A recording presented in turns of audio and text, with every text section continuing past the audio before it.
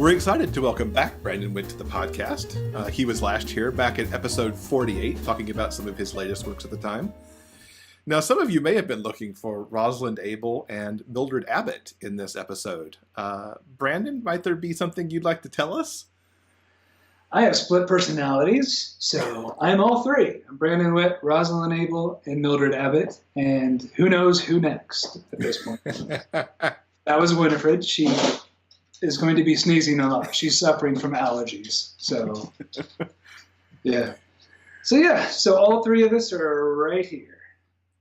Excellent. Well, welcome all three of you to the show. Listeners will know that Will has been kind of binging this summer on both Rosalind and Mildred books and loving those to pieces, as he likes to say. Yep. Tell us the origin of your alter egos and what made you end up with this split personality. Well, luckily I'm a Gemini, so it comes easily in that sense. Rosalind, honestly, was kind of born out of a moment of desperation, in a sense. I have been writing my Brandon Witt books for over 4 or 5 years, maybe more. And I had a few readers, but they just were not connecting like I was hoping that they would. I might be a Gemini and have split personalities, but I'm also extremely hard-headed and kind of dense, I think. It takes me a long time to bash my head against a wall before I realize, and I kept saying to all the romance readers out there, buy Brandon Witt books because they're gay romances. Because in my mind, they were. There were pretty little gay boys, and they had some romance and love. But it took talking to some other authors who are much smarter than me, going, Brandon, you're not writing romance, to finally go, oh, I'm not writing romance. I'm writing fiction with romantic elements, but that's not a romance novel. And when I finally got that, I was like, okay. So in secret, I kind of wrote the first book and a half of Lavender Shores with the story being totally romance and all the other elements going around that to see if I could pull it off, to see if it was going to be something I would be proud of and enjoy doing. And luckily it was. It was kind of this relief to be like, oh, I can write different kinds of things. So that's where Rosalind came from. And I wanted to make it very clear to readers that if you're wanting this kind of thing, read a Brandon Witt book.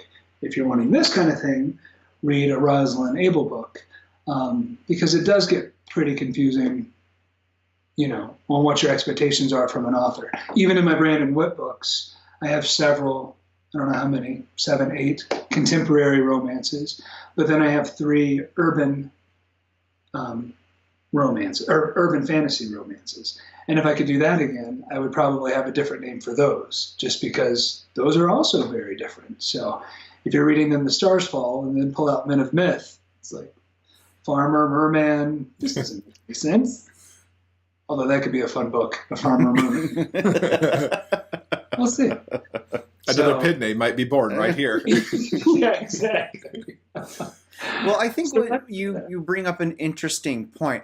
Some readers may not really understand the thought process that goes into the business decision of taking on a new pen name. And then there are legitimate business reasons to do so.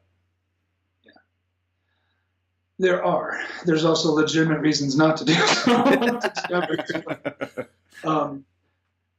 One of them is social media. Having 3 different pen names on all these different platforms, I am constantly messing that up. Mm-hmm. And just that much social media, I can't keep up with the messages, and it's literally impossible. So that's a reason not to do it. But I'd say there's more reasons to do it. The main one being what I just said is to build a readership, a trust actually with my readership of going, when you get a Rosalind Abel book, you're guaranteed certain things. There might be all kinds of different twists and turns, but you're guaranteed a happy ending. my dirty gay boy brain just went different places. I guess in Rosalind Abel books, you're guaranteed that too, actually. Yeah. Whereas in Brandon Witt books, some of them don't have happy endings of either kind.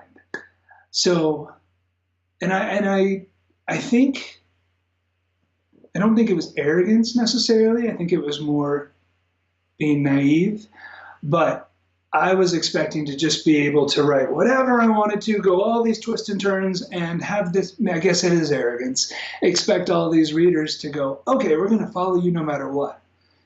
That's not realistic, and it's not what I do as a reader. My favorite authors give me not the same story, but I know what to expect every time, and I return to them every time. Kelly Armstrong, J.R. Ward, on and on. I don't need to list them all. But, and actually I will, because Kelly Armstrong did a couple different books, or different styles of books than what she had in the series that I love. And I was pissed, because I'm like, what? This is not what I love. I felt kind of betrayed. Even as an author, I shouldn't have felt like that, because I should get it, but I didn't. So I think that's where, for me, it's really important to have those different pen names so that you know exactly what you're getting. Mm-hmm.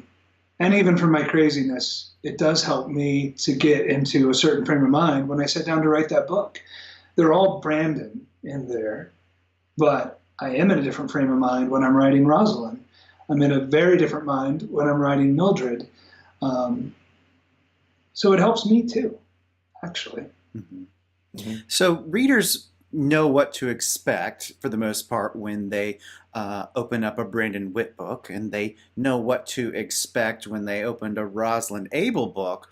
What made you decide to dip your toes into the cozy mystery waters and start the Mildred Abbott series? I spend, and always have, a lot of time reading cozy mysteries and watching them back from when I was a kid.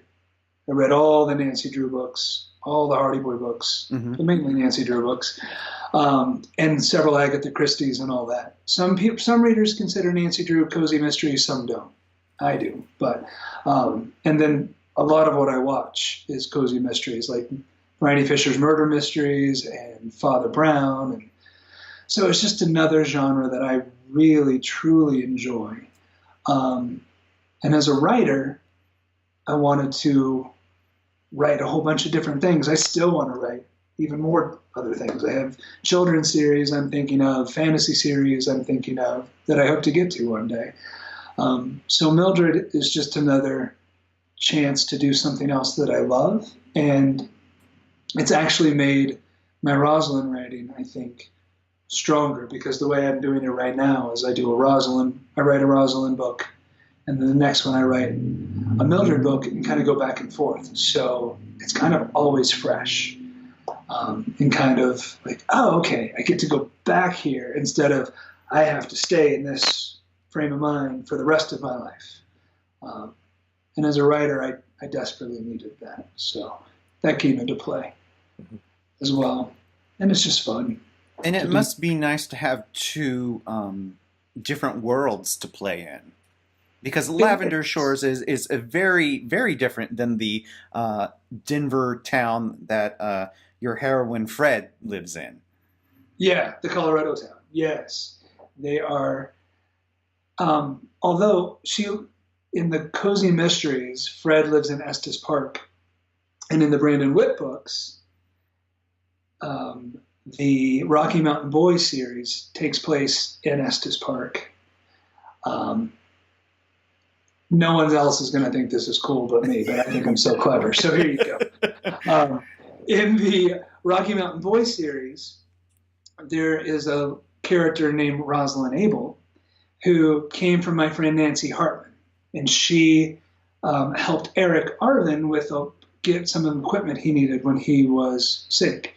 And as a fun thing for that, I don't know what to call it, she got to create a character for that series. So she and I built this friendship as she built this Rosalind Abel character in the Rocky Mountain Boys series, which are based in Estes Park. Little did I know that character, who's also writing books in that series, was going to be the pen name for the Lavender Shores series.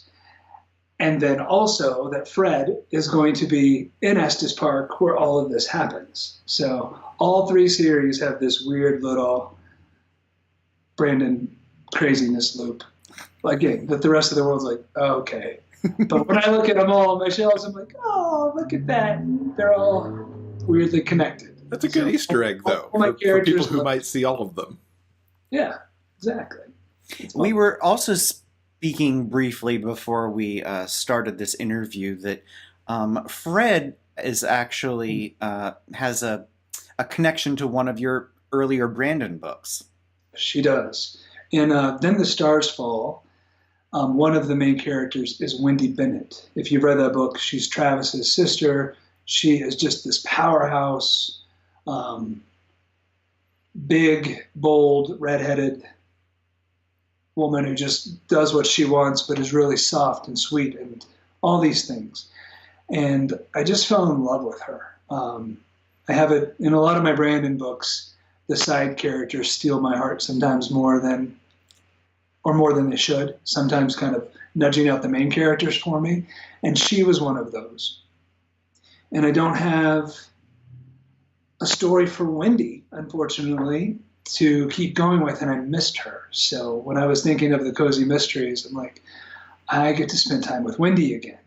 So I took the core of who Wendy Bennett was and ripped off myself, basically, and put her into Winifred Page, so that I could basically spend more time with this character that I loved. And I'm glad I did, because I love her so much. Another one of the things we were talking about before is I'm 7-8 books into this Cozy Mystery series now, which is more than any other series I've done. Well, as I stutter, every other series I tend to jump from couple to couple.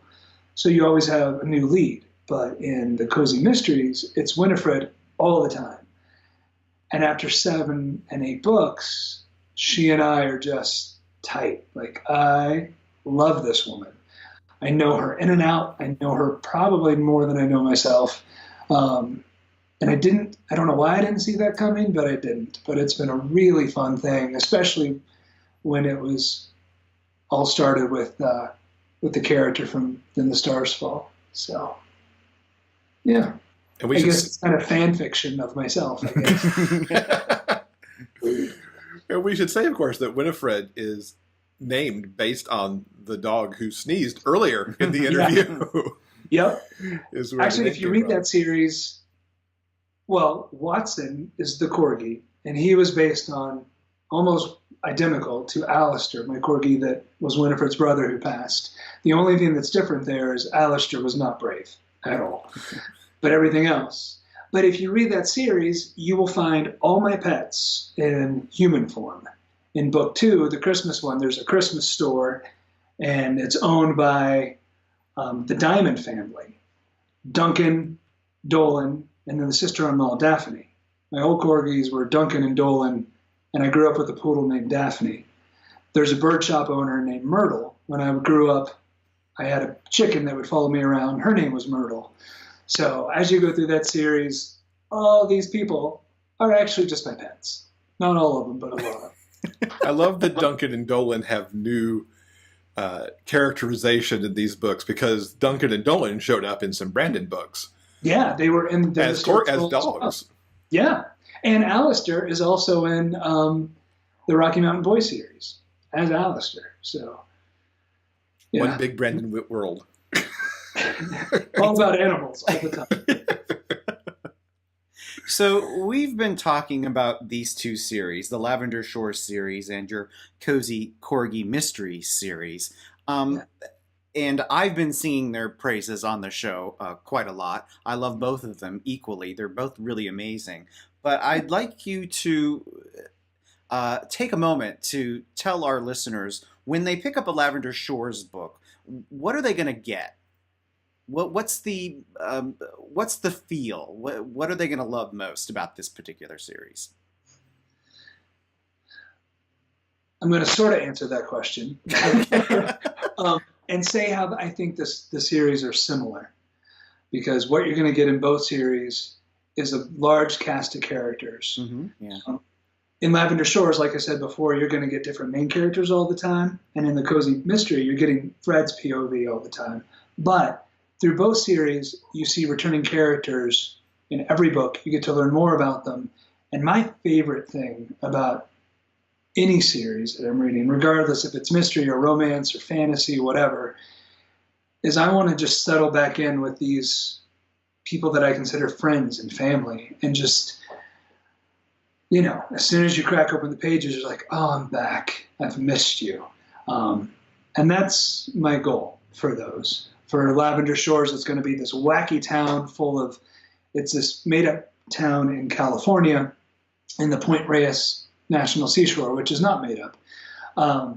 But it's full of these 5 founding families who have a whole lot of taste of soap opera in them. Like, they're really proud that they're founding families, and there's all these expectations and money, but they're charming and flawed and ridiculous, and in the middle of all that, these men meet and fall in love and have to either are helped along by those founding families or sometimes thwarted by them. So that's what you're going to find in Lavender Shores. You're going to find every book is extremely focused on the romance, and much more than in the Brandon Witt, you're going to find plenty of sex, honestly. Lots of sex in the Lavender Shore series. And each character is going to be a little flawed. There's going to be some angst, but not too much angst. They're kind of bubblegum. Hopefully leave you happy and feeling cozy as well there. So that's the Lavender Shores, I would think. You've not kept these pen names a secret. People follow you on social media. I mean, we kind of made it seem that way in the intro, like this was some big secret we were blowing, but you've been very open with it on social media, and your websites are somewhat connected, and everything's kind of connected together. Yeah. But you did have the opportunity recently to actually go to a book club with people via Skype who were Mildred Abbott fans. Yeah. Tell us a little bit about that interaction and what that was like to actually have that kind of moment with people who may not have seen you at all on social media. Yeah, it was kind of like this. We were on Skype, and I had been talking to I'm not sure if she's the head of the book club or the librarian there, because they meet anyway, it doesn't matter. And I was very clear with her from the beginning. Like, she contacted Mildred Abbott's email, would you like to come? And I'm like, yeah. But I want to make sure you know that I'm Brandon Witt and Rosalind Abel, and because the Brandon Witt and the Rosalind Abel readers, it's all crossover. Like, they both, if one's willing to read one, they'll read the other. That's not necessarily so with the Cozy Mysteries. They may not be so okay with the whole gay romance thing, so I didn't want to shock anybody. She's like, no, we're all open-minded, we're great, totally welcome, come on down. So... And I was nervous when I finally showed up like this on the book club, and when my face showed up on their screen, like, this is Mildred Abbott, I thought I saw some, like, oh, okay. You know, like, and I had a really big beard at that moment as well. And then come to find out after, she told me that she hadn't told the book club members that Brandon Witt was Mildred Abbott. So they played it off really well. Like, they didn't scream or faint, or they were all very sweet, very charming. And each of the Cozy Mysteries, there's a recipe in the back for whatever the pastry is of the moment. And they had actually made the lemon bars from book 1, and so they were passing those around. It was really fun. I have realized, because all of my social media is connected and all that, but there's a lot of Cozy readers that are not on social media. So I don't know if they will see this or not, how they'll feel about Brandon Witt looking, or Mildred looking like this. But yeah, that was important to me from the very beginning, to make sure everything was kind of on the table with everyone. Every pen name has their own website, but in the Brandon Witt website, it links to all of them. So, and the stories behind the pen names and all of that. Yeah, and briefly, let's talk about the pen names. Where you mentioned a little bit about where Rosalind Abel came from as a character, but then how did that become your pen name, and Mildred Abbott too? What's the origin on that one? I'll do Mildred first because it's not as romantic. Mildred, I just wanted, well, as you may have noticed, when my dog's names, Winifred and Alistair and all my parents are antique dealers when I was a kid. So all these old kind of fashiony names I just kind of love. So basically, I just liked the way Mildred Abbott sounded and how it looked on the cover. It was between that and Myrtle, Myrtle Abbott, and I'd settled on Mildred. So I just liked it. For Lavender Shores, I did talk about where Rosalind Abel came from in the Rocky Mountain Boys series, from my friend who came up with that character. And in talking to her, she told me her birth name, she was adopted, and her birth name had been Rosalind Abel. So when she passed, I contacted her daughter and asked if it was okay if I used her birth name for the pen name, kind of to honor her, because she had just passed a couple months before I made this decision. And her daughter took that question to the rest of the family, and they were all very, very gracious. Her name that she went by in real life was Nancy Hartman, because when she was adopted, her parents renamed her Nancy Hartman. And she actually had a book published through Wild City Press the year she died. That had been a lifelong goal of Nancy's. So, and Nancy went to GRL a few times, had a pretty big role in the gay romance community. So a lot of people knew and loved her. So I was very honored that they let me use her birth name, Rosalind Abel, for that. That's awesome. She was a great, great lady. So a little bit on the business side, as you've gone down the path of Rosalind and Mildred, you're now self-publishing everything. So you're getting all the edits taken care of, getting the covers, making the books, looking at audio to do, because there's both series have a number of audiobooks out. How's that been to move from writer to really having this whole kind of production thing going on? I'm glad I didn't realize how much work it was going to be, because I wouldn't have thought I could have done it, because it is a lot of work. But I'm very thankful. Well, I'm going to back up. Before I got published with Dream Spinner, I self-published The Shattered Door and my first fantasy series way back in the day. And nobody bought it, thank God, because I was clueless. I just thought, you write this book, you edit it yourself, you stick a cover on it, and you publish it. And so that's what I did. I had read the things 80 billion times. They're embarrassing. Like, every word spelled wrong. There's not a punctuation mark that's right in the whole book. And thankfully, Dream Spinner looked past that when they published those stories from their publishing house. And my edits are so bad that they actually had to put a whole nother round of editing into any book that I submit, because I'm just not very bright. And I can't spell to save my life. So it was, thankfully, from going from that experience with Dream Spinner is the only reason that I'm able to self-publish, because they taught me so much. And I realized how, this is a duh comment, but just how important quality is, because everything Dream Spinner does is of the highest quality. And so when I decided to do this, I wanted that to match, obviously. So I have really amazing editors. I spend a small fortune in editing, and I have a team of, depending on the book, 15 to 30 beta readers that after the edits go through, they're tearing through each one of them and looking for misspellings and all of that. So it takes a literal village and a half on these self-published books to make me look even halfway literate.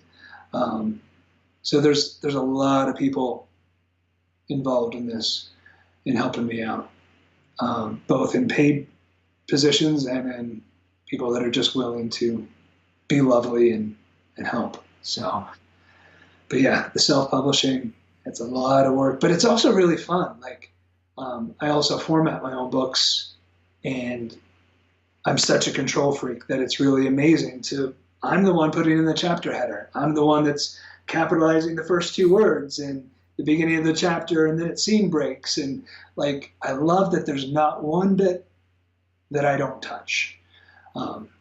And of course, when you publish and someone contacts you about, did you know you made a mistake here? With Dream Spinner, you can be like, oh, that's my publisher. Really. So there's that part too. Like, if it's not the highest quality, then it's my fault. But I've loved that aspect. But yeah, it's a lot of work. A lot of work. And I'm very fortunate to have two amazing narrators for the audiobooks.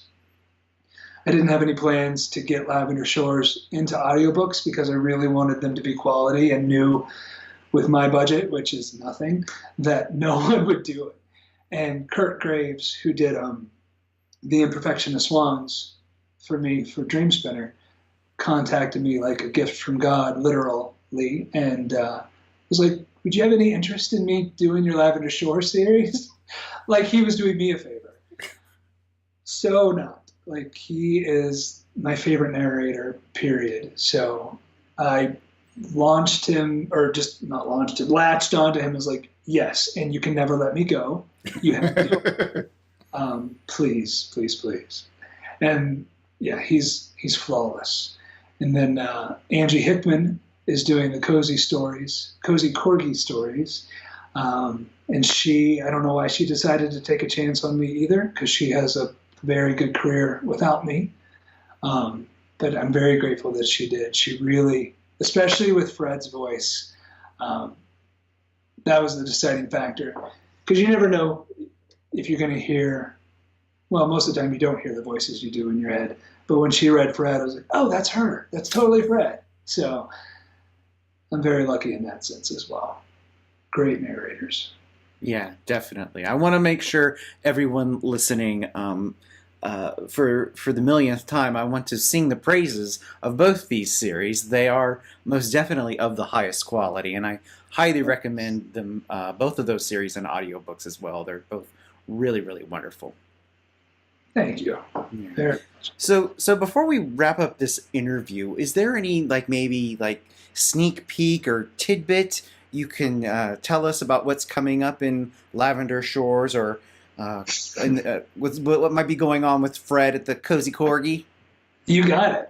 So in Lavender Shores, we are just getting ready for book 8. I don't know why I did that. And there's going to be 12 books in that series. Mm-hmm. Book 8 is called The Wilderness, and it comes out either September or October. I'm waiting on, it's those edits that we talked about earlier. I'm getting my main edits back from my editor tomorrow, so I will know how many rewrites I got to do on that. But that is following Will. Do I want to tell you who he's... No, I do not want to tell you who his love is.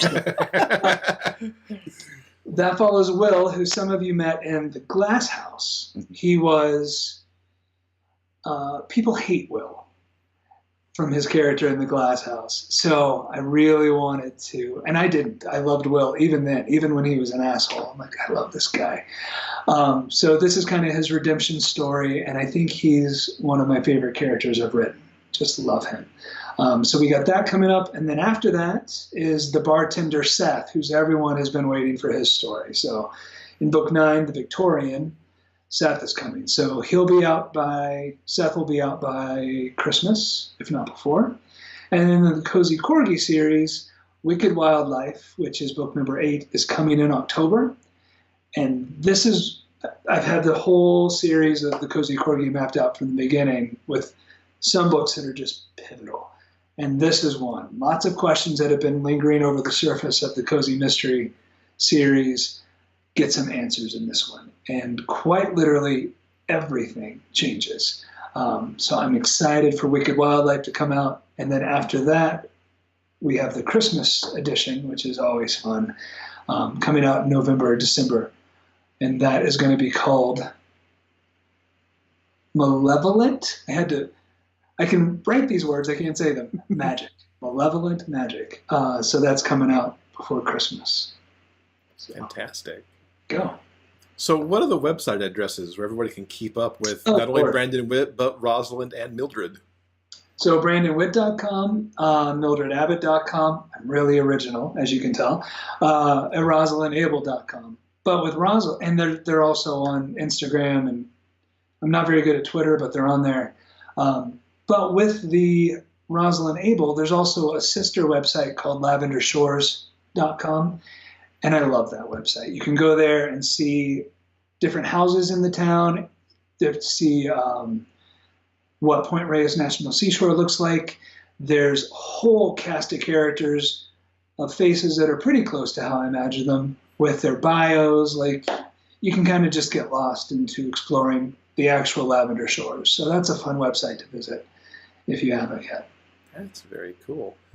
Brandon/Rosalind/Mildred, thank you so much for joining us and talking about all this good stuff going on. Thanks. It's so nice to be with you guys, always.